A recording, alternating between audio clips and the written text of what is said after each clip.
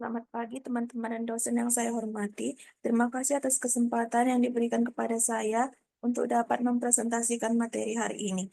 Pada kesempatan kali ini, saya akan membahas tentang semantik, yaitu cabang ilmu bahasa yang mempelajari makna dalam bahasa. Semoga presentasi ini dapat memberikan pemahaman yang lebih baik mengenai konsep semantik dan bagaimana makna berperan dalam komunikasi. Tanpa berlama-lama lagi, mari kita mulai. Semantik itu berasal dari bahasa Yunani, yaitu sema, yang artinya tanda atau lambang. Sedangkan kata kerjanya siamino, berarti menandai atau melambangkan. Jadi, semantik berkaitan dengan tanda-tanda dalam bahasa. Ada dua komponen utama dalam semantik. Pertama, bunyi bahasa yang kita dengar, dan kedua, makna atau arti yang terkandung dalam bunyi tersebut. Kedua komponen ini berfungsi sebagai tanda atau lambang, sementara yang ditandai atau dilambangkan itu adalah sesuatu yang ada di luar bahasa atau yang biasa kita sebut dengan referen, yaitu hal yang sebenarnya sedang dibicarakan atau ditunjuk. Pada sejarahnya, semantik sudah dipikirkan oleh para filsuf Yunani sejak zaman dulu. Misalnya Aristoteles yang hidup antara tahun 384 sampai 322 sebelum Masehi adalah orang pertama yang membahas makna dalam konteks kata. Dia menyatakan bahwa kata itu adalah satuan terkecil yang mengandung makna. Menurut Aristoteles, makna kata bisa dibedakan menjadi dua, makna yang hadir secara langsung dari kata itu sendiri, dan makna yang muncul karena hubungan gramatikalnya dengan kata lain. Kemudian ada Plato yang hidup sekitar tahun 429 sampai 347 sebelum Masehi. Dalam karyanya yang berjudul Pratilus, Plato berpendapat bahwa bunyi-bunyi dalam bahasa itu sudah secara alami mengandung makna tertentu. Meski begitu, pada masa itu batas antara etimologi, studi asal-usul kata, dan studi makna kata belum terlalu jelas. Makna dalam bahasa itu sangat bergantung pada bagaimana bahasa digunakan oleh penuturnya, agar komunikasi bisa berjalan dengan baik dan pemahaman antar individu dapat terjadi. Menurut J.J. Surdama, makna itu adalah hubungan yang terbentuk di antara unsur-unsur bahasa, terutama kata-kata. Sementara itu, menurut Palmer, makna lebih berkaitan dengan unsur-unsur yang ada dalam bahasa itu sendiri, atau dengan kata-kata yang saling berhubungan. Selain itu, Lyons berpendapat bahwa untuk memahami makna sebuah kata, kita harus mengkaji hubungan makna antara kata tersebut dan kata-kata lainnya.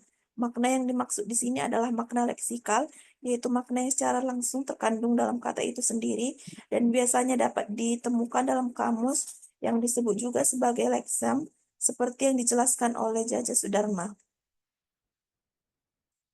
Makna dalam bahasa bisa dilihat dari beberapa aspek yang berbeda. Salah satunya adalah sense atau pengertian, yang merujuk pada makna atau pemahaman yang terkandung dalam kata atau ungkapan. Misalnya, kata buku memiliki sense yang jelas, yaitu benda yang digunakan untuk membaca. Selain itu, ada juga aspek feeling atau perasaan yang menggambarkan emosi atau nuansa yang ditimbulkan oleh kata tertentu. Misalnya, kata sakit mungkin akan membawa perasaan kesakitan atau penderitaan bagi pendengarnya. Kemudian ada tone atau nada yang berhubungan dengan cara atau intonasi kita mengucapkan kata. Tone ini bisa memberi warna berbeda terhadap makna kata tersebut. Apakah itu serius, santai, marah, atau penuh kasih sayang. Selain itu, ada juga yang disebut dengan intention atau tujuan. Ini berkaitan dengan maksud atau tujuan tertentu yang ingin disampaikan oleh pembicara melalui penggunaan kata atau frasa tersebut. Tipe makna merujuk pada pengelompokan makna berdasarkan kesamaan objek atau sifat yang dimiliki oleh kata, benda, peristiwa, atau aktivitas tertentu. Menurut Jaja Sudarma, tipe adalah kategori yang didasarkan pada kesamaan ciri atau karakteristik. Dalam kajian semantik, Leach mengungkapkan bahwa tipe makna dapat dibagi menjadi tiga bagian besar. Yang pertama adalah makna konseptual, yaitu makna yang bersifat logis, kognitif, atau denotatif. Ini adalah makna yang langsung dan jelas.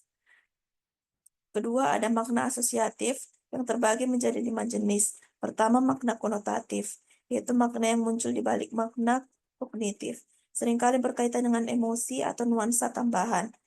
Kedua, makna stilistika, yaitu makna yang muncul tergantung pada situasi sosial atau konteks penggunaan kata. Ketiga, makna efektif, Keempat, makna refleksif. Kelima, makna kolokatif. Medan makna atau yang sering disebut dengan semantic domain atau semantic field adalah kumpulan unsur-unsur leksikal yang maknanya saling terkait karena menggambarkan bagian dari kebudayaan atau realitas tertentu dalam kehidupan kita. Contohnya, kita bisa melihat kelompok kata-kata seperti nama-nama warna, perabot rumah tangga, atau nama-nama pekerjaan yang masing-masing membentuk satu medan makna. Rangkumannya, secara umum, semantik adalah cabang ilmu bahasa yang mempelajari tentang makna. Berbeda dengan morfologi dan sintaksis yang berfokus pada struktur atau bentuk bahasa, semantik lebih mengarah pada pemahaman makna yang terkandung dalam bahasa. Cakupan semantik sangat luas karena mencakup semua aspek dalam bahasa, mulai dari kata, frasa, klausa, kalimat, bahkan paragraf, hingga wacana secara keseluruhan. Dengan kata lain, semantik adalah ilmu yang membahas makna, bagaimana makna itu muncul, berkembang, dan mengapa bisa menjadi perubahan makna dalam sejarah bahasa. Aspek makna sendiri terdiri dari 4 bagian, yaitu pengertian, perasaan, nada, dan tujuan. Keempat aspek ini penting untuk dipahami dalam proses komunikasi karena makna yang kita sampaikan tidak hanya terletak pada arti harfiah kata-kata, tetapi juga melibatkan nuansa emosi, intonasi, serta tujuan yang ingin dicapai. Dalam kehidupan sehari-hari, baik dalam bahasa Indonesia maupun bahasa daerah, kita seringkali mempertimbangkan makna-makna ini dalam setiap interaksi dan komunikasi yang kita lakukan. Sekian presentasi dari saya. Terima kasih.